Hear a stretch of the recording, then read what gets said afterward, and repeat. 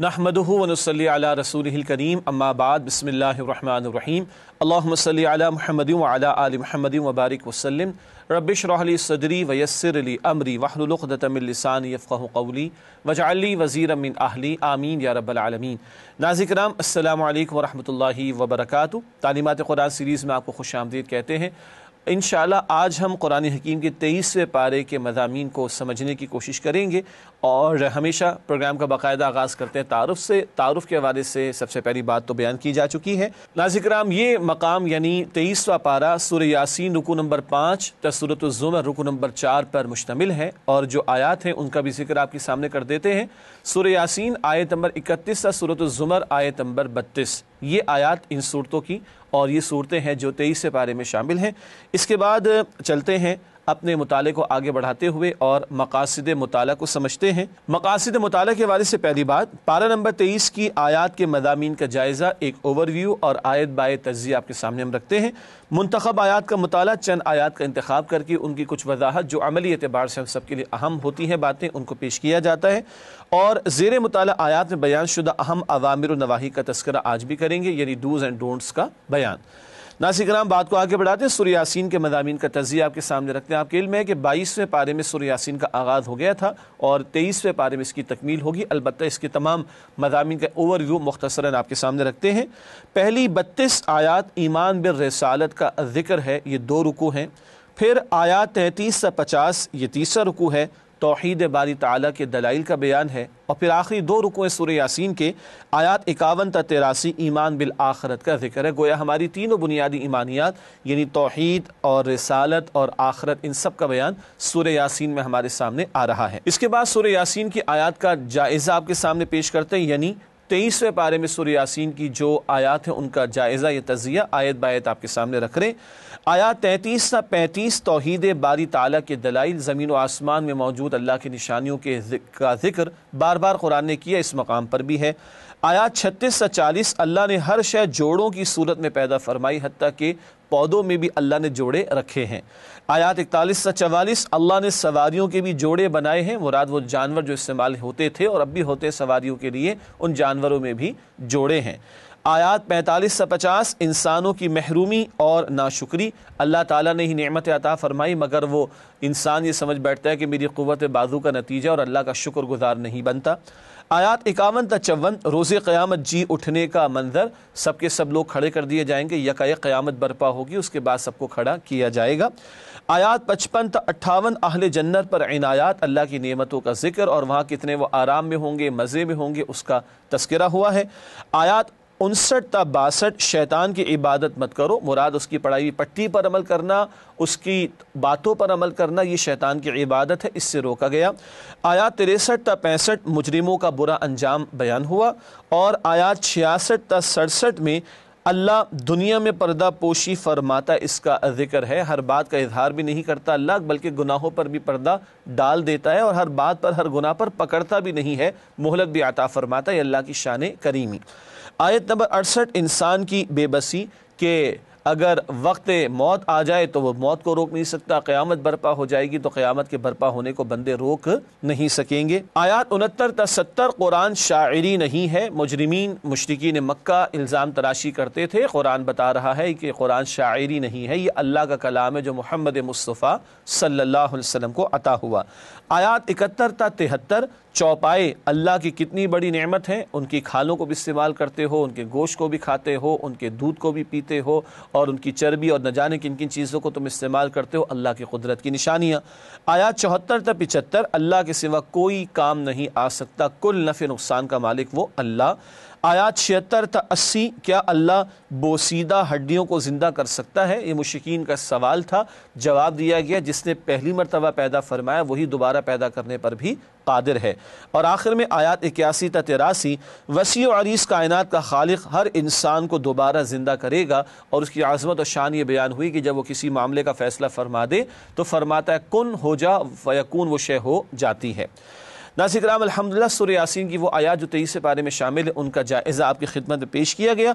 अब मुंतखब आयात के मुतालिक के ज़ेल में एक आयत आपके सामने रख रहे हैं। सूरह यासीन की आयत नंबर 65 इस मकाम पर इरशाद हो रहा है और मौजू है इंसानी आज़ा की गवाही। इरशाद हुआ الیوم نختم علی افواہہم وتکلمنا ایدیہم وتشہد ارجلہم بما کانوا یکسبون۔ ترجمہ، آج کے دن ہم ان کے منہوں پر مہر لگا دیں گے اور ان کے ہاتھ ہم سے بیان کریں گے اور ان کے پاؤں گواہی دیں گے اس کے بارے میں جو کچھ یہ کرتے رہے تھے۔ اللہ اکبر! ہمارے وجود میں سے یہ اعضاء گواہی دیں گے، ہاتھ بولے گا بندے نے کیا اعمال کیے تھے، پیر کلام کرے گا کہ بندے نے کیا اعمال کیے تھے، اور اعضاء کا ذکر بھی آتا ہے۔ سورہ حامیم السجدہ میں پڑھیں گے انشاءاللہ تعالی ہم کے ذکر آئے گا، آنکھ، کان اور کھال یہ بھی گواہی دیں گے۔ اور سورہ نور میں ذکر آتا ہے کہ یہ سورہ نور کی آیت 24 میں کہ زبان بھی گواہی دے گی بندے کے خلاف۔ اللہ تعالی ہم سب کے حساب کو آسان فرمائے۔ ناظرین کرام، ایک ہی آیت کا انتخاب کیا گیا تھا سورہ یاسین میں سے جس کا مطالعہ آپ کے سامنے رکھا گیا۔ اب حسب معمول سورت کے اختتام پر اوامر و نواہی کا بیان، پہلے اوامر یعنی ڈوز کا بیان، وہ آیات جو 23 پارے میں سورہ یاسین کی شامل، ان میں جن باتوں کے کرنے کی توجہ دلائی گئی، جو احکامات ہیں یا جو باتیں مطلوب ہیں، ان کا تذکرہ کریں گے۔ پہلے اوامر کا بیان، اللہ ہی کی عبادت کرنا، آیت نمبر 22، اللہ کا شکر ادا کرنا، آیت نمبر 35، اللہ کے دیے مال میں سے خرچ کرنا، آیت نمبر 47۔ اللہ ہی کا دیا ہے، اللہ ہی کی عطا ہے، خرچ کرو تو اترانا مت، اسی کو لوٹا رہے ہو، تمہارا ہے کیا کمال، اللہ اکبر۔ اور آیت نمبر 83، اللہ کی تسبیح کرنا، اس کی تلقین کی گئی ہے، اللہ میں توفیق عطا فرمائے۔ اس کے بعد نواہی کا ذکر کریں گے، سورہ یاسین کی وہ آیات جو 23 پارے میں، ان میں آنے والے نواہی یعنی ڈونٹس کا بیان، جن کاموں سے منع کیا گیا ہے، جن کاموں سے ہمیں بچنے کی تلقین ہے، اس کا تذکرہ۔ اللہ کے سوا کسی اور کو معبود بنانا، آیت نمبر 23، رسولوں کا مذاق اڑانا، آیت نمبر 30، معاذ اللہ، آیات الہی سے اعراض کرنا، آیت نمبر 46، شیطان کی عبادت کرنا، آیت نمبر 60، مرنے کے بعد زندگی کا انکار کرنا، آیت نمبر 78۔ اللہ تعالیٰ ان سارے کاموں سے، برے کاموں سے ہم سب کو بچنے کی توفیق عطا فرمائے۔ ناظرین کرام، الحمدللہ سورہ یاسین کے تعلق سے جو گفتگو تھی وہ مکمل ہوئی۔ اب آگے چلتے ہیں اگلی سورت سورہ صافات کی طرف۔ البتہ اگلی سورت کے آغاز سے قبل ان دونوں صورتوں کا باہمی ربط آپ کے سامنے رکھ دیتے ہیں، یعنی سورہ یاسین اور سورہ صافات کا باہمی تعلق۔ اس حوالے سے دو باتیں، سورہ یاسین میں بنیادی ایمانیات کا ذکر تھا، رسالت کا بیان بھی، توحید کا ذکر بھی اور آخرت کا تذکرہ بھی۔ سورۃ الصافات میں 9 انبیاء کرام کے واقعات کا ذکر ہے، 9 انبیاء اور رسول کا تذکرہ آیا اور ان کے واقعات سے سبق آموزی کا سامان جو ہمارے لیے کیا گیا ہے۔ ناظرین کرام، اب آغاز کرتے ہیں سورۃ الصافات کا اور اس کے مضامین کا تجزیہ، اوور ویو کی صورت میں پہلے آپ کے سامنے رکھتے ہیں۔ پہلی 10 آیات توحید باری تعالیٰ اور اس کے دلائل کا بیان، آیات 11 تا 74 ایمان بالآخرت، بڑا تفصیلی بیان آخرت کے تعلق سے بھی ہے۔ آیات 75 تا 148 انبیاء پر عنایات ربانی اور 9 انبیاء اور رسول کا ذکر آئے گا اس صورت میں الحمدللہ۔ آیات 149 تا 166 مشرکین مکہ کے شرک کی نفی، اور آخر میں آیات 167 تا 182 مشرکین مکہ کی محرومی، اس کا تذکرہ ہے۔ 182 آیات ہیں لیکن چھوٹی چھوٹی آیات ہیں سورہ صافات میں، البتہ یہ تو ہے مضامین کا ایک اوور ویو یا تجزیہ۔ اب آیات کا جائزہ آپ کے سامنے رکھتے ہیں، سورہ صافات کی آیات کا آیت بآیت تجزیہ آپ کے سامنے رکھا جا رہا ہے۔ سب سے پہلی 5 آیات ذکر ہے کہ تعلیمات وحی کا حاصل عقیدہ توحید۔ سارے پیغمبروں کی دعوت کا بنیادی نقطہ کیا تھا؟ ایک اللہ کو مانو، اس کی عبادت کرو، اس کے ساتھ کسی کو شریک نہ کرو۔ آیات 6 تا 10 وحی کی حفاظت، اللہ تعالیٰ نے جب بھی وحی کا نزول فرمایا اس کی حفاظت فرمائی، اور جنات میں سے اچکنے کی کوشش کرتا تو ذکر آتا ہے قرآن حکیم میں کئی مقامات پر ان کو ستارے یا شہاب ثاقب کہیں وہ مارے جاتے ہیں۔ آیات 11 تا 19 کیا خالق ارض و سما انسان کو دوبارہ زندہ نہیں کر سکتا؟ مشرکین کو شبہات تھے تو بتایا جا رہا ہے جس اللہ نے اس پوری کائنات کو پیدا کیا، زمین و آسمان کا جو خالق ہے، اس کے لیے تمہارے جیسے انسانوں کو دوبارہ پیدا کرنا کیا مشکل ہے۔ آیات 20 تا 26 میدان حشر کا ایک منظر، وہاں کی پیشی، وہاں کی ہولناکیاں، اس کا ذکر قرآن نے جا بجا کیا، اس مقام پر بھی ہوا ہے۔ آیات 27 تا 34 دنیا دار لیڈروں کا اپنے پیروکاروں کو کورا جواب، صاف جواب دے دیں گے، جن کے لیے ہٹو بچوں کی صدائیں لگائی گئیں، جن کی آنکھیں بند کر کے تقلید اور پیروی کی گئی، کل وہ صاف انکاری ہو جائیں گے، اپنے پیروی کرنے والوں سے کہیں گے، فالوورز سے کہیں گے تم اندھے کیوں بنے رہے، تم آگے بڑھ کر حق کو قبول کرتے۔ یہ جھگڑا بڑوں اور چھوٹوں کا کم از کم 6 مرتبہ قرآن میں نقل کیا گیا ہے۔ پھر آیات 35 تا 39 گستاخان رسول صلی اللہ علیہ وآلہ وسلم پر اللہ کا غضب، ایسے لوگوں سے نمٹنے کے لیے اللہ ہی کافی، اور اللہ کا غضب بھڑکتا ہے اللہ کے رسول علیہ السلام کی شان میں گستاخی کرنے والوں کے لیے۔ آیات 40 تا 49 اہل جنت پر اللہ کی عنایات، جنت کی نعمتوں کا تذکرہ ہوا۔ آیات 50 تا 57 اہل جنت کا باہمی مکالمہ، ایک دوسرے سے خوش کلامی کر رہے ہوں گے، خوش گپیاں بھی کر رہے ہوں گے، اور اس بات پر خوش ہوں گے کہ دنیا میں جو زندگی بسر کی وہ بامقصد زندگی بسر کی اور شر اور فتنوں سے محفوظ رہے اللہ کی توفیق سے۔ آیات 58 تا 61 مقابلے کا اصل میدان، حصول جنت کے لیے کوشش۔ دنیا تو عارضی فانی چند روزہ ختم ہو جائے گی، کتنا ہی بنا لیا جائے، جمع کر لیا جائے، جب 2 فٹ نیچے گئے قبر میں سارا پڑا رہ گیا باہر۔ تو اصل میدان مقابلے کا جنت کا حصول، وہ جنت جو ہمیشہ کے لیے اور جس کی نعمتیں بھی ہمیشہ رہیں گی، ختم ہونے والی نہیں ہیں۔ آیات 62 تا 68 جہنمیوں کا برا حال اور ان کے لیے مختلف عذابوں کا ذکر ہے۔ آیات 69 تا 74 جہنم میں جانے کا سبب گمراہ باپ دادا کی پیروی، باپ دادا کی اندھی پیروی کرنا۔ ایک وہ فور فادرز ہوں، آباء و اجداد ہو جو خیر پر ہیں، ان کی پیروی کی جائے گی، مگر وہ گمراہی پر میں مبتلا رہے، گمراہی پر اڑے رہے، پھر بھی آنکھیں بند کر کے ان کی اندھی پیروی کی جا رہی، تو یہ باپ دادا کی اندھی پیروی اور تقلید، یہ ہے جہنم میں جانے کا ایک اہم سبب جو سابقہ اقوام و کفار و مشرکین کے تعلق سے بار بار قرآن نے بیان کیا۔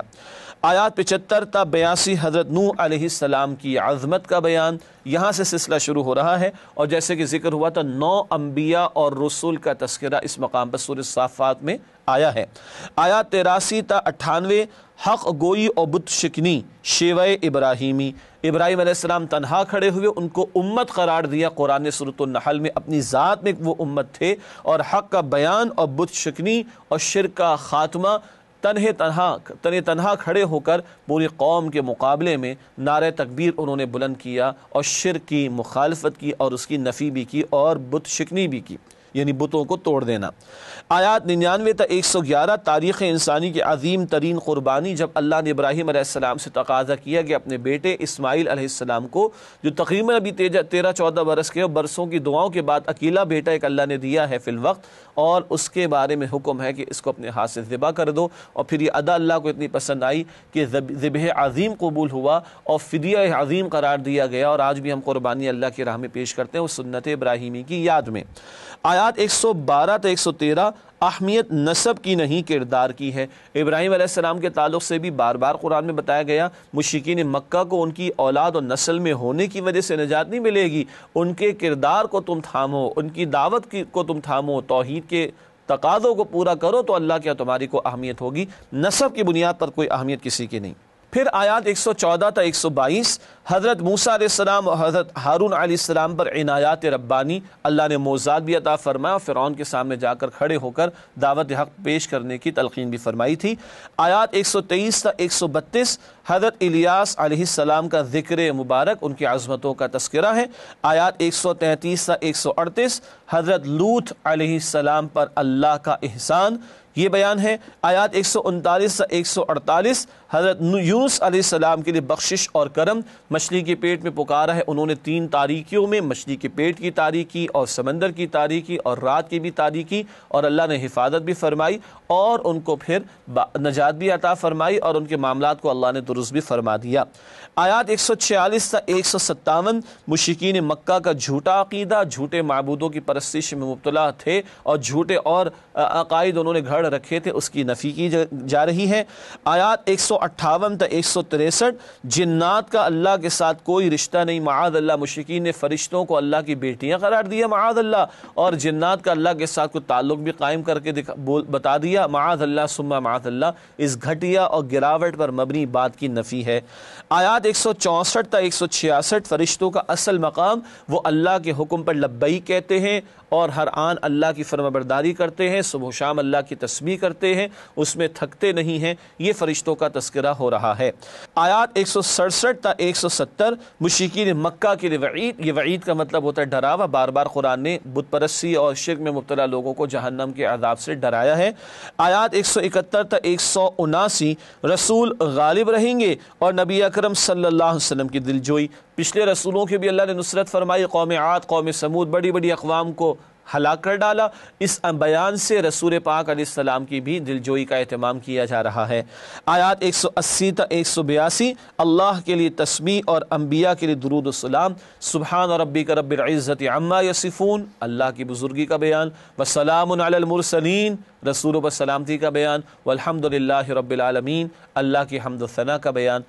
ان معروف اور مشہور آیات پر سورہ صافات کا اختتام ہوتا ہے۔ ناظرین کرام، الحمدللہ سورہ صافات کی آیات کا تجزیہ اور جائزہ آپ کی خدمت میں پیش کیا گیا۔ اب حسب معمول اس سورت کی بھی چند منتخب آیات کا مطالعہ آپ کے سامنے رکھیں گے۔ سب سے پہلے جن آیات کا انتخاب کیا گیا وہ ذبح عظیم کے حوالے سے آیات 102 تا 108، یہ بڑا پیارا مقام، بڑا قیمتی مقام، آئیے اس کا ترجمہ کرتے اور مختصر وضاحت بھی کریں گے انشاءاللہ تعالی۔ فلما بلغ معه السعي قال يا بني إني أرى في المنام أني أذبحك فانظر ماذا ترى قال يا أبت افعل ما تؤمر ستجدني إن شاء الله من الصابرين فلما أسلما وتله للجبين وناديناه أن يا إبراهيم۔ ترجمہ کرتے ہیں ان آیات کا۔ جب وہ یعنی اسماعیل علیہ السلام ان کے ساتھ دوڑنے کی عمر کو پہنچے تو ابراہیم علیہ السلام نے کہا کہ بیٹا میں خواب میں دیکھتا ہوں کہ تم کو ذبح کر رہا ہوں، تو تم بتاؤ کہ تمہاری کیا رائے ہے؟ انہوں نے کہا کہ ابا جان جو آپ کو حکم ہوا ہے وہی کیجئے، اللہ نے چاہا تو آپ مجھے صبر کرنے والوں میں سے پائیں گے۔ پھر جب دونوں نے حکم مان لیا اور باپ نے بیٹے کو پیشانی کے بل لٹا دیا تو ہم نے ان کو پکارا کہ اے ابراہیم علیہ السلام۔ اگلی آیات بھی آپ کے سامنے رکھیں گے، مگر تھوڑی سی وضاحت پہلے میں آپ کے سامنے کر دوں۔ 100 برس کے ہو گئے تقریباً ابراہیم علیہ السلام، اور تقریباً 13-14 برس کے ہوئے ہیں اسماعیل علیہ السلام۔ برسوں کی دعاؤں کے بعد ایک بیٹا اللہ نے عطا فرمایا۔ ظاہری اسباب کے اعتبار سے وہ بڑھاپے کا سہارا بننے لگا ہے، اور اللہ کہتے ابراہیم اپنے بیٹے کو ذبح کر دو۔ اللہ اکبر! خواب میں دکھایا۔ پیغمبر کا خواب بھی وحی پر مبنی ہوتا ہے، صداقت پر مبنی ہوتا ہے۔ بیٹے سے جو پوچھا کہ تمہاری کیا رائے ہے، اس لیے نہیں کہ حکم پر عمل نہیں کریں گے، نہ، بلکہ اس لیے کہ دیکھنا چاہ رہے تھے کہ بیٹے کی تربیت کس نہج پر ہوئی ہے۔ بیٹا بھی خلیل اللہ کا بیٹا، عرض کی کہ ابا جان جو حکم وہ عمل کیجئے، اللہ نے چاہا، سبحان اللہ، اپنے بلبوتے پر نہیں، اللہ نے چاہا تو آپ مجھے صبر کرنے والوں میں سے پائیں گے۔ اور باپ ذبح کرنے کو تیار، بیٹا ذبح ہونے کے لیے تیار، اور لفظ آیا اسلما، دونوں نے اسلام کی روش اختیار کر لی۔ کیا ہے اسلام؟ جب جب رب کا جو حکم آئے اس کے سامنے اپنے آپ کو سرنڈر کر دینا، جھکا دینا، دونوں تیار حکم پر عمل کے لیے، باپ ذبح کرنے کے لیے، بیٹا ذبح ہونے کے لیے، اس کی لفظ آیا اسلام۔ تو اللہ نے پکارا اے ابراہیم، کیا پکارا اللہ نے؟ آئی اگلی آیات کی طرف چلتے ہیں۔ قد صدقت الرؤیا انا كذلك نجزي المحسنین ان هذا لهو البلاء المبین وفدیناہ بذبح عظیم وترکنا علیہ فی الآخرین۔ ترجمہ، تم نے اپنا خواب سچا کر دکھایا، ہم نیکوکاروں کو ایسا ہی بدلہ دیا کرتے ہیں۔ بلا شبہ یہ سری آزمائش تھی، اور ہم نے ایک بڑا ذبیحہ اس کے فدیے میں دے دیا، اور ہم نے ان کا ذکر خیر بعد میں آنے والوں میں باقی رکھا۔ کیا پکارا اللہ نے؟ اے ابراہیم تم نے تو خواب کو سچ کر دکھا دیا۔ امتحان لینے والے رب نے روک دیا کہ اس سے زیادہ امتحان مطلوب نہیں ہے۔ ابراہیم تو چھری پھیرنے کو تیار، رب نے روک دیا ابراہیم اس سے زائد امتحان مقصود نہیں، دیکھنا یہ تھا کہ تم ہمارے بنتے ہو کہ نہیں۔ اور ابراہیم علیہ السلام نے بن کر دکھایا، اپنے بڑھاپے کے واحد سہارے کو اور اپنی زندگی کے اہم ترین ایسٹ کو ظاہری اسباب کے تحت کہوں ذبح کرنے کو تیار۔ یہ ہے قربانی۔ اور ذبح عظیم کیا ہے اور بعد میں جاری کرنا کیا ہے؟ آج جو ہم عید الاضحیٰ کے موقع پر قربانیاں کرتے ہیں، یہ ابراہیم علیہ السلام کی سنت کی یاد میں کہ آج اس جانور کی گردن پر ہمیں اختیار ملا تو ہم نے چھری پھیر دی۔ مطلوب کیا ہے؟ یہ گردن اللہ کی امانت ہے، اگر اس کے دین کا تقاضا ہو تو اس کو بھی اللہ کی راہ میں پیش کر دیا جائے۔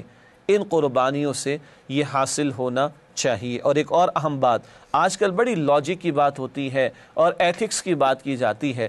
مجھے بتایا جائے، is it logical to slaughter your own son with your own hands? Is it ethical to slaughter your own son with your own hands? یہ عقل میں آنے والی بات ہے؟ ایتھیکل سٹینڈرڈز پہ کہ یہ بات پوری اترے گی دنیا کے اخلاقیات کے معیار میں یا معیارات پر کہ باپ بیٹے کو اپنے ہاتھ سے ذبح کرے، وہ بھی بڑھاپے کا اکلوتا سہارا؟ لاجک نیچے ہے، ہماری ایتھکس یا ایتھیکل ویلیوز نیچے، اللہ کا حکم وہ ٹاپ پر رہے گا، رب کا حکم بتائے گا کیا لاجیکل ہے اور کیا نہیں، اور رب کا حکم بتائے گا کیا ایتھیکل ہے یا نہیں ہے۔ اللہ جذبہ وہی ابراہیم علیہ السلام کا، اسماعیل علیہ السلام کا کہ مسلم رہیں اور سب کچھ اللہ کی خاطر پیش کرنے کے لیے تیار رہیں۔ اللہ مجھے آپ کو ہم سب کو یہ جذبہ عطا فرمائے۔ السلام علیکم ورحمۃ اللہ وبرکاتہ۔ ناظرین کرام، پروگرام تعلیمات قرآن سیریز میں آپ کو خوش آمدید کہتے ہیں، اور وقفے سے پہلے سورہ صافات کے متعلقہ معاملہ مکمل ہوا تھا کسی درجے میں، اس کے بعد سورہ صاد کا آغاز ہوا چاہتا ہے۔ البتہ ہمیشہ کی طرح پہلے ربط صورت آپ کے سامنے رکھیں گے، پھر اگلی صورت کے مضامین کا تجزیہ آپ کے سامنے رکھا جائے گا۔ ربط صورت بیان کر رہے ہیں سورہ صافات اور سورہ صاد کے درمیان۔ سورۃ الصافات میں 9 انبیاء کرام کے واقعات کا ذکر تھا۔ سورہ صاد میں حضرت داؤد، سلیمان اور ایوب علیہم السلام کے عمدہ کردار اور چند انبیاء کی دعوت توحید کا ذکر ہے۔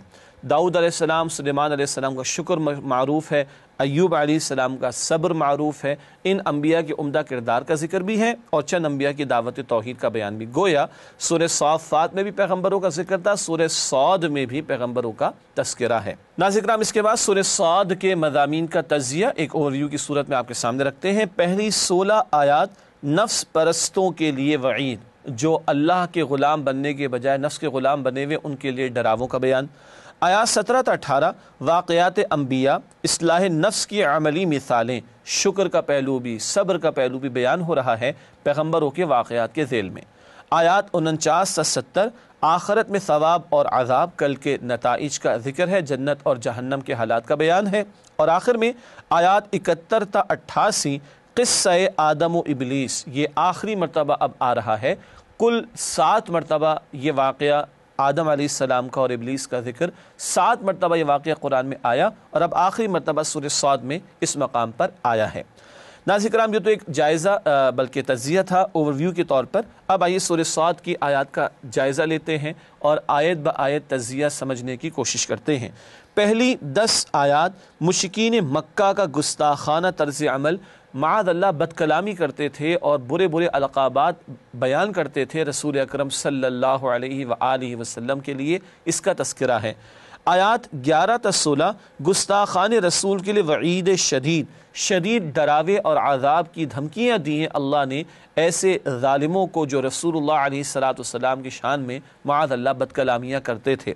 آیات 17 تا 20 اللہ کا فضل حضرت داؤد علیہ السلام پر، اللہ نے لوہے کو بھی ان کے ہاتھ میں نرم کیا اور بڑا پیارا لحن یعنی خوبصورت آواز عطا فرمائی جس میں وہ اللہ کی تسبیح کرتے، اور ان کو سن کر پرندے بھی وجد میں آ جاتے، پہاڑ بھی وجد میں آ جاتے اور وہ بھی اللہ کی تسبیح کرتے۔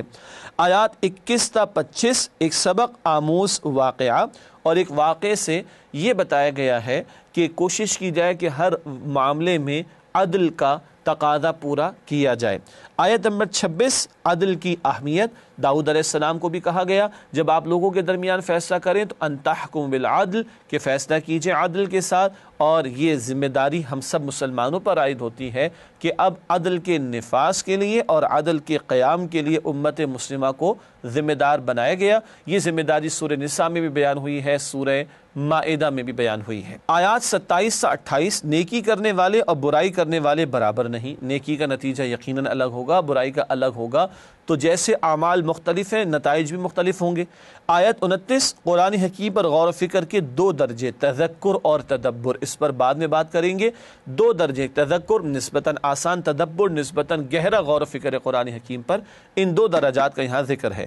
آیات 30 تا 32 حضرت سلیمان علیہ السلام کی مدح و تحسین، اللہ تعالیٰ نے ان کی تعریف بیان فرمائی، وہ اللہ کے شکر گزار بندے تھے، بہت بڑی بادشاہت اللہ نے ان کو عطا فرمائی مگر وہ اللہ کی شکر گزاری کیا کرتے تھے۔ آیات 33 سے 40 حضرت سلیمان علیہ السلام کے لیے اللہ کی عطائے بے بہا، ایسی بادشاہت عطا فرمائی کہ کسی کو عطا نہ ہوئی۔ اللہ نے پرندوں پر بھی جو ہے حکمرانی عطا فرما دی، جنات پر بھی حکمرانی عطا فرما دی، انسانوں پر تو تھی اور پرندوں کی بولیاں بھی اور جانوروں کی بولیاں بھی ان کو سمجھ آیا کرتی تھی، اور ان کا تخت تھا جو ہوا کے دوش پر چلتا تھا، اڑتا تھا۔ اللہ اکبر کبیرہ۔ آیات 41 تا 44 حضرت ایوب علیہ السلام کی آزمائش کا خاتمہ۔ برسوں وہ بیماری میں، جلد کی بیماری میں مبتلا رہے۔ مفسرین کی ایک رائے ہے کہ تقریباً 18 برس تک کا معاملہ ہوا، صبر کیا، رب سے دعا بھی کرتے رہے، اور اب اللہ نے ایک پانی سے غسل کی تلقین انہیں فرمائی، اور اس سے اللہ تعالیٰ نے ان کو صحت یابی عطا فرمائی۔ یوں ان کی آزمائش ختم ہوئی، البتہ صبر ایوب مشہور ہو گیا۔ آیات 47 سے 48 انبیاء کرام کا ذکر مبارک کہ اللہ نے انہیں خاص کر لیا تھا، اپنے لیے چن لیا تھا، اپنے لیے اور اپنی اور آخرت کی یاد کے لیے۔ آیات 49 سے 54 متقیوں کا عمدہ ٹھکانہ جنت اور جنت کی نعمتوں کا ذکر۔ اللہ ہمیں متقی بندوں میں اور جنت والوں میں شامل فرمائے۔ آیات 55 تا 58 سرکشوں کا ٹھکانہ جہنم اور اہل جہنم کے عذابوں کی کیفیات کا ذکر ہے۔ اللہ مجھے اور آپ کو، ہم سب کو جہنم کی آگ سے محفوظ رکھے۔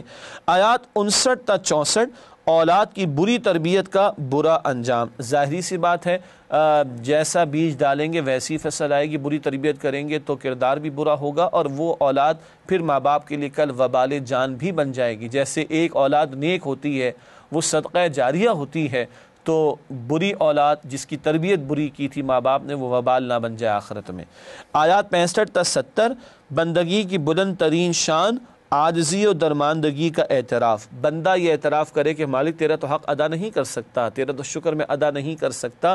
یہ بندگی کی انتہا ہے کہ بندہ بندہ بنا رہے، مگر انکساری اور عاجزی ہو اور اعتراف ہو کہ مالک تیرا شکر ادا کرنا، تیری بندگی کرنا میرے بس میں نہیں ہے کہ میں اس کا حق ادا کر سکوں۔ اس کے بعد آیات 71 تا 74 عظمت انسان۔ اس مقام پر اللہ تعالیٰ نے بہت خوبصورت بات عطا فرمائی، خلقت بیدی۔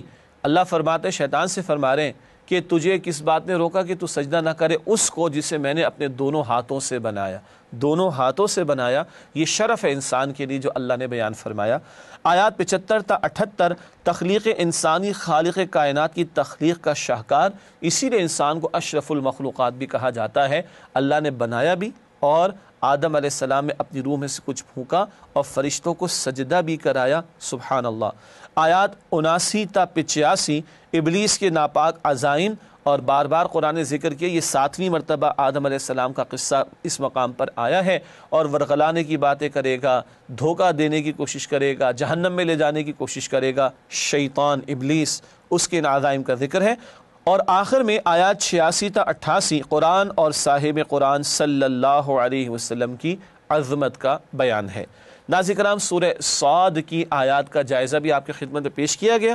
اب چلتے ہیں اس سے آگے بڑھ کر اگلی بات کی طرف، اور وہ ہے چند منتخب آیات کا مطالعہ۔ سورہ صاد کی چند آیات کا انتخاب کیا گیا۔ سب سے پہلے آیت نمبر 26، خلافت اور نفاذ عدل۔ ارشاد ہوا، یا داؤد انا جعلناک خلیفۃ فی الارض فاحکم بین الناس بالحق ولا تتبع الہوی فیضلک عن سبیل اللہ۔ ترجمہ، اے داؤد، ہم نے تمہیں زمین میں خلیفہ بنایا ہے، تو تم لوگوں کے درمیان حق کے ساتھ فیصلے کیا کرو، اور خواہش کی پیروی نہ کرنا کہ وہ تمہیں اللہ کے راستے سے دور کر دے گی۔ پہلی بات، خلیفہ بنایا گیا داؤد علیہ السلام کو، اور ختم نبوت کے بعد اب یہ خلافت کی ذمہ داری اجتماعی ہو گئی اور امت مسلمہ کے کاندھوں پر ہے۔ اب امت نے خلافت والی ذمہ داری ادا کرنی ہے، اللہ کا نمائندہ بن کر اس کے دین کے تقاضوں پر عمل بھی کرنا اور اس کے دین کو نافذ بھی کرنا۔ یہ ہے خلافت کی ذمہ داری اجتماعی طور پر جب امت مسلمہ کے کاندھوں پر ہے۔ دوسری بات، جب بھی فیصلہ کیجئے لوگوں کے درمیان تو آپ حق کے ساتھ فیصلہ کیجئے۔ مراد ہے کہ اختیار جس کسی کے پاس، چاہے گھر میں ہو، دکان پر ہو، آفس میں ہو، ادارے میں ہو، عدالت میں ہو، ریاست میں ہو، جس کے پاس جہاں جہاں اختیار ہے وہ اختیار کو صحیح طور پر استعمال کرے اور فیصلے عدل کے ساتھ کرے، اور حقدار کو اس کا حق مل جائے اس کی کوشش کرے۔ البتہ یہ فرمایا کہ خواہش کی پیروی نہ کرنا۔ ظاہری بات ہے، داؤد علیہ السلام تو اللہ کے پیغمبر ہیں، ان کے ذریعے ہمیں سکھایا جا رہا ہے اللہ کے حکم پر عمل اور عدل کا فیصلہ کرنے میں کوئی شے رکاوٹ نہ بنے۔ ایسا نہ ہو کہ نفس کی خواہشات کی پیروی کرنے کے چکر میں تم عدل کا فیصلہ نہ کرو، اگر ایسا ہوا تو تم گمراہی میں جا پڑو گے۔ اللہ اس سے ہم سب کی حفاظت فرمائے۔ ناظرین کرام، اس کے بعد جس اگلی آیت کا انتخاب کیا گیا سورہ صاد کی آیت نمبر ہے وہ آیت نمبر 29، اور قرآن کریم پر غور و فکر کی دعوت دی جا رہی ہے۔ ارشاد ہوا، کتاب انزلناہ الیک مبارک لیدبروا آیاتہ ولیتذکر اولو الالباب۔ ترجمہ، یہ کتاب جو ہم نے آپ صلی اللہ علیہ وسلم پر نازل کی ہے بابرکت ہے، تاکہ لوگ اس کی آیتوں میں غور و فکر کریں اور تاکہ اہل عقل اس سے نصیحت حاصل کریں۔ یہاں دو درجات کا بیان ہے قرآن پر غور و فکر کے، ایک ہے لیدبروا تدبر اور ایک ہے لیتذکر تذکر۔ تذکر کیا ہے؟ یہ نسبتاً آسان، تدبر نسبتاً مشکل یا گہرا۔ ایک قرآن کا سادہ میسج اور پیغام اور ساری انسانیت کے لیے اوپن ہے، اور ایک قرآن کے اندر علم و حکمت کے موتی بھی ہیں، ہر دور کی رہنمائی کے لیے سامان بھی موجود ہے۔ تو جو آسان پہلو ہے وہ ہے تذکر۔ ایک آئل ٹینکر سمندر میں کہیں ڈوب گیا تو سمندر کی تہہ پر تو ہمیں آئل نظر آ رہا ہوگا، ایسے ہی کچھ ہوگا، لیکن اگر کسی کو موتی تلاش کرنے ہو تو وہ سمندر کی تہہ پر اوپر دکھائی نہیں دیتے، یعنی ساحل پر نہیں ملتے، بلکہ ڈیپ انٹو دی اوشن جانا پڑتا ہے موتی تلاش کرنے کے لیے۔ ایک قرآن کا سادہ پیغام ہے، کائنات کیوں بنائی گئی، کس نے بنائی اور کیوں تمہیں پیدا کیا گیا، سادہ مسائل زندگی کے، ان سوالات کے جوابات جا بجا قرآن میں ہیں۔ اور ایک ہے قرآن حکیم سے علم و حکمت کے موتی نکالنا، قرآن حکیم سے احکامات کا استنباط کرنا، انفر کرنا، اخذ کرنا، ہر دور کے تقاضوں کے لیے رہنمائی کو قرآن کی گہرائی میں اتر کر تلاش کرنا، یہ تدبر والا پہلو ہے، نسبتاً گہرا ہے۔ پہلا پہلو ہم سب کے لیے، میں بھی ایک عام مسلمان ہوں، آسان ہے، ترجمے سے آغاز ہونا چاہیے، تفسیر کا مطالعہ کرنا چاہیے، اہل علم سے بھی سیکھنا چاہیے۔ البتہ وہ جو تدبر والا پہلو، وہ اسپیشلائزیشن والا کام ہے، پھر آدمی زندگی لگائے کھپائے تو علم و حکمت کے موتی بھی اس کو ملتے چلے جائیں گے۔ البتہ یہ دو پہلو اپنی جگہ رہیں، ایک ہے تذکر، قرآن کے سرفیس پر جو آسان اس کی تعلیم اور ہدایت ہے اس کو حاصل کرنا، اور ایک ہے تدبر، نسبتاً گہرائی میں اتر کر غور و فکر کرنا، اس کی طرف یہاں پر اشارہ ہوا۔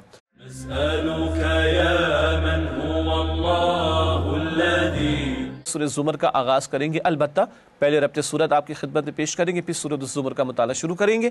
سورہ صاد کی تکمیل اور سورہ الزمر کا آغاز ہوا چاہتا ہے، آئیے ان دونوں کے درمیان جو ربط صورت اس کو سمجھیں۔ سورہ صاد میں کئی انبیاء کا ذکر کر کے تاریخی دلائل کا بیان تھا۔ سورۃ الزمر میں آفاق و انفس میں موجود دلائل کا ذکر کر کے دعوت توحید قبول کرنے کا مطالبہ اور شرک کا رد کیا گیا ہے۔ صاد میں تاریخی باتوں کا ذکر تھا، انبیاء کی دعوت کا ذکر تھا، قبول نہ کرنے والوں کے انجام کا بیان تھا۔ اب سورۃ الزمر میں آفاق یعنی کائنات میں، انفس ہماری جانوں میں اللہ کی معرفت اور اللہ کے تعارف کے حوالے سے جو دلائل ہیں ان پر غور و فکر کی دعوت دی گئی، اور پھر توحید کے تقاضے کو پورا کرنا، دعوت توحید کو قبول کرنا اور شرک سے بچنا، اس کا تذکرہ کیا گیا ہے۔ ناظرین کرام، اس کے بعد اب سورۃ الزمر کے متعلق آغاز کرتے ہیں۔ پہلے اس کے مضامین کا تجزیہ یعنی ایک اوور ویو آپ کے سامنے رکھیں گے۔ پہلی 8 آیات توحید باری تعالیٰ کا ذکر، پھر آیات 9 تا 37 اچھا اور برا کردار، ایک کمپیریزن یا کنٹراسٹ پیش کیا گیا ہے، پھر آیات 38 تا 52 مشرکین کے باطل نظریات کا رد کیا گیا ہے۔ اس کے بعد آیات 53 تا 63 اللہ کی طرف پلٹنے کا بیان، رجوع الی اللہ، بات کریں گے اس پر، البتہ یہ گفتگو اگلے پارے میں انشاءاللہ ہمارے سامنے آئے گی، پارہ نمبر 24 میں۔ آیات 64 تا 66 باطل کے ساتھ سمجھوتے کی زہردار نفی، کوئی کمپرومائز نہیں ہوگا باطل کے ساتھ۔ آیات 67 تا 75 احوال قیامت، کل کے نتائج کا بیان، کس طرح جنت والے جنت کی طرف لے جائے جائیں گے، جہنم والے جہنم کی طرف لے جائے جائیں گے، اس صورت کے آخر میں بتایا گیا۔ البتہ اس صورت کی تکمیل 24 پارے میں جا کر ہوگی انشاءاللہ تعالی۔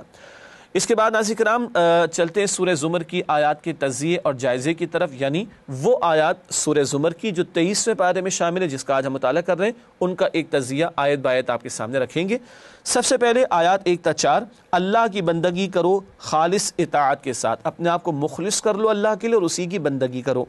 آیات 5 تا 6 اللہ کی قدرت تخلیق کے مظاہر، کس کس طرح گونا گو اللہ کی صناعی اور تخلیق زمین و آسمان میں، اس کا تذکرہ ہوا۔ آیات 7 تا 8 انسانوں کی ناشکری، خالق اللہ ہے، رازق اللہ ہے، مالک اللہ ہے، نعمت اللہ کی استعمال کرتے ہیں مگر اللہ کا کفر کر بیٹھتے ہیں یا ناشکری کرتے ہیں۔ آیت نمبر 9 علم کی فضیلت کا بیان، علم رکھنے والے اور علم نہ رکھنے والے برابر نہیں ہو سکتے۔ آیت نمبر 10 تقوی کے ثمرات کا بیان، اللہ کی رضا بھی ملتی ہے اور جنت بھی متقین کے لیے اللہ کا وعدہ ہے۔ آیات 11 تا 16 اللہ کی بندگی کرنے کا تاکیدی حکم۔ آیات 17 تا 20 اچھا اور برا کردار، ایک اللہ کا فرمانبردار ایک اللہ کا نافرمان، اعمال مختلف ہیں تو نتائج بھی مختلف ہوں گے۔ آیت نمبر 21، انسانوں کی زندگی کھیتی کی مانند ہے، بارش برستی ہے اور فصل لہلانا شروع ہو جاتی ہے، اگ کر پھر چورا چورا ہو جاتی ہے۔ بچہ دنیا میں آتا ہے، جوان ہوتا ہے، لہلانا شروع ہو جاتا ہے اور اس کے بعد بڑھاپا آتا ہے، ختم ہو گیا، مٹی میں چلے گئے۔ ایک فرق کے ساتھ فصل چورا چورا ہو گئی، معاملہ ختم، بندہ مٹی میں چلا گیا، معاملہ ختم نہیں، کل اللہ کے سامنے جواب دہی کے لیے پیش ہونا ہے۔ آیت نمبر 22، نور ہدایت کیا ہے؟ اللہ کی وحی جو پیغمبر اسلام صلی اللہ علیہ وسلم لے کر آ رہے ہیں۔ جو دل میں سچی طلب و تڑپ رکھے گا اس کا دل نور ایمان سے، نور وحی سے منور ہو جائے گا۔ آیت نمبر 23، عظمت قرآن کا بیان کہ جب اس کلام کی تلاوت ہوتی ہے تو ایمان والے کانپ اٹھتے ہیں اور ان کے رونگٹے بھی کھڑے ہو جاتے ہیں، البتہ پھر ان کو اللہ اطمینان اور سکون بھی عطا فرماتے ہیں۔ ایک اس قرآن کے جلال کا پہلو ہے، کانپ اٹھتے ہیں دل، ایک اس کے جمال کا پہلو ہے کہ انسان نرم ہو جاتا ہے اس کا دل اور اس کو اطمینان و سکون میسر آتا ہے۔ آیات 24 سے 26 گمراہوں کا بدترین انجام بیان ہوا ہے۔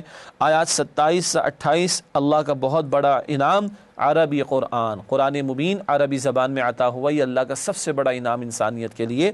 آیت نمبر 29، توحید کا تصور ایک بہت بڑی نعمت ہے۔ ایک وہ شخص ہے کہ جو ایک کا غلام نہیں ہے بلکہ اس کا بھی ہے، اس کا بھی کئی مالک ہیں اس کے، اور ایک وہ ہے جو ایک ہی کا غلام ہے۔ کس کی زندگی آسان ہے؟ جس کا ایک ہی آقا ہے۔ تو توحید بہت بڑی نعمت ہے، جو ایک کا ہو گیا باقی سب سے آزاد ہو جائے گا۔ وہ ایک سجدہ جسے تو گرا سمجھتا ہے، 1000 سجدوں سے دیتا ہے آدمی کو نجات۔ آخر میں آیات 30 سے 31 مخالفین کے ساتھ کشمکش عارضی ہے، بالآخر حق باطل پر غالب آ کر رہے گا۔ آخری آیات میں نے اس لیے کہا کہ اس مقام پر آ کر یہ 23ویں پارے کا اختتام ہوتا ہے۔ ناظرین کرام، اس کے بعد سورۃ الزمر کی چند منتخب آیات کا مطالعہ آپ کے سامنے رکھیں گے۔ سب سے پہلے آیات 2 تا 3، اطاعت اللہ ہی کا حق ہے۔ ارشاد ہوا، انا انزلنا الیک الکتاب بالحق فاعبد اللہ مخلصا لہ الدین الا للہ الدین الخالص۔ ترجمہ، ہم نے یہ کتاب آپ کی طرف حق کے ساتھ نازل کی ہے تو آپ اللہ ہی کی عبادت کریں، اسی کے لیے اطاعت کو خالص کرتے ہوئے۔ خالص عبادت اللہ ہی کے لیے ہے۔ اس سورہ زمر میں اللہ کی عبادت پر زور ہے، بار بار زور ہے۔ یہ توحید کا عملی تقاضا سورہ زمر میں آ رہا ہے، اطاعت اللہ کی، عبادت اللہ کی اور اسی کے لیے خالص کرتے ہوئے۔ اگلی آیت، آیت نمبر 7 کا انتخاب کیا گیا، شکر اور ناشکری کا بیان۔ ارشاد ہوا، ان تکفروا فإن اللہ غنی عنکم ولا یرضی لعبادہ الکفر وان تشکروا یرضہ لکم ولا تزر وازرۃ وزر اخری۔ ترجمہ، اگر تم ناشکری کرو گے تو یاد رکھو اللہ تم سب سے بے نیاز ہے اور وہ اپنے بندوں کی ناشکری پسند نہیں کرتا، اور اگر شکر کرو گے تو وہ اسے تمہارے لیے پسند کرے گا اور کوئی اٹھانے والا دوسرے کا بوجھ نہیں اٹھائے گا۔ نعمت اللہ کی استعمال کر تو شکر کرو، اگر ناشکری کرو گے تمہارا نقصان ہے، اللہ کا کوئی نقصان نہیں۔ شکر کرو گے فائدہ تمہارا ہے، اللہ کو کوئی فائدہ نہیں، اور آج اس کے بن کر نہ رہو، اس کے تقاضے پورے نہ کرو تو کل قیامت پہ تم پر بڑا بوجھ ہوگا، گناہوں کا، اور کل وہ بوجھ تم نے اٹھانا ہے، کوئی کسی دوسرے کا بوجھ نہیں اٹھائے گا۔ اس کے بعد آخری جس آیت کا مطالعہ کریں گے انشاءاللہ تعالی، انتخاب جس آیت کا کیا گیا، سورہ زمر کی آیت نمبر 23، عظمت قرآن کریم، اس کا تذکرہ۔ ارشاد ہوا، اللہ نزل احسن الحدیث کتابا متشابہا مثانی تقشعر منہ جلود الذین یخشون ربهم ثم تلین جلودهم وقلوبهم الى ذکر اللہ ذلک ھدی اللہ یہدی بہ من یشاء ومن یضلل اللہ فما لہ من ہاد۔ ترجمہ، اللہ نے بہترین کلام نازل فرمایا جو ایسی کتاب ہے کہ جس کی آیتیں باہم ملتی جلتی اور دہرائی جاتی ہیں، جس سے ان کے رونگٹے کھڑے ہو جاتے ہیں جو اپنے پروردگار سے ڈرتے ہیں، پھر ان کے جسم اور دل نرم ہو کر اللہ کی یاد کی طرف متوجہ ہو جاتے ہیں۔ یہی اللہ کی ہدایت ہے، وہ اس سے جس کو چاہتا ہے ہدایت دیتا ہے، اور جس کو اللہ گمراہ کرے اس کو کوئی ہدایت دینے والا نہیں۔ یہ آیت نمبر 23 کا ترجمہ عظمت قرآن کا بیان ہے اس مقام پر، اور اللہ سبحانہ و تعالی نے قرآن کے جلال اور جمال کو بھی بیان کیا ہے، اس سے رونگٹے کھڑے ہو جاتے ہیں۔ البتہ یہی کلام سکون قلب بھی عطا کرتا ہے، جیسے پہلے بھی ذکر ہوا۔ اللہ اس قرآن مبین سے ہمیں ہمارے تعلق کو مزید مضبوط کرنے کی توفیق عطا فرمائے۔ پروگرام کے بالکل آخر میں ایک حدیث مبارک آپ کی خدمت میں پیش کریں گے، فرمان نبوی صلی اللہ علیہ وآلہ وسلم۔ قرآن کے ماہر کا درجہ تو معزز، وفادار اور فرمانبردار فرشتوں کا ہے ہی، رہا وہ شخص جو قرآن کو پڑھتے ہوئے اٹکتا ہو اور اس کے لیے زحمت و مشقت اٹھاتا ہو تو اس کے لیے دوہرا اجر ہے۔ یہ روایت ہے بخاری اور مسلم شریف میں۔ اللہ تعالی ہمیں قرآن سے مزید مضبوطی عطا فرمائے۔ وآخر دعوانا ان الحمدللہ رب العالمین، والسلام علیکم ورحمۃ اللہ وبرکاتہ۔ نسألك يا من هو الله الذي